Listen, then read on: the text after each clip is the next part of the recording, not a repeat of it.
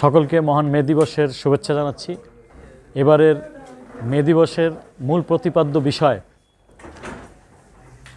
জাতীয় ন্যূনতম মজুরি কমিশন গঠন করে সকল শ্রমিকদের ন্যায্য মজুরি নিশ্চিত করা, বাংলাদেশের সংবিধান, আইএলও কনভেনশন এবং জাতীয় শ্রমনীতি অনুসারে শ্রম আইন প্রণয়ন করা, অবাধ ট্রেড ইউনিয়ন অধিকার নিশ্চিত করা।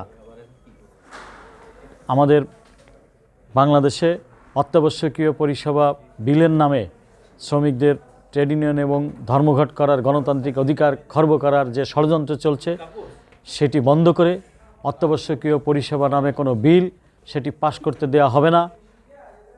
এই দেশে প্রতিদিন আমরা যে দ্রব্যমূল্যের ঊর্ধ্বগতি দেখছি, অর্থাৎ মুক্তবাজার অর্থনীতি এবং নয়া উদারনৈতিক অর্থনীতির চাপে আজকে বাংলাদেশে আমাদের শ্রমিকদের খেয়ে পরে বেঁচে থাকার ন্যূনতম ব্যবস্থা নাই। সেই কারণে রেশনিং সহ সামাজিক সুরক্ষা নিশ্চিত করতে হবে।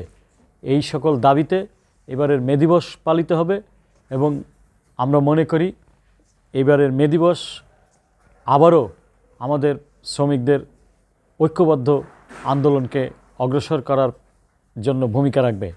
ঐক্যবদ্ধ এবং গঠনমূলক আদর্শিক শ্রমিক আন্দোলনের কোনো বিকল্প নাই। সেই আন্দোলন, সংগ্রাম এবং সংগঠন গড়ে তোলার আহ্বান জানাচ্ছি।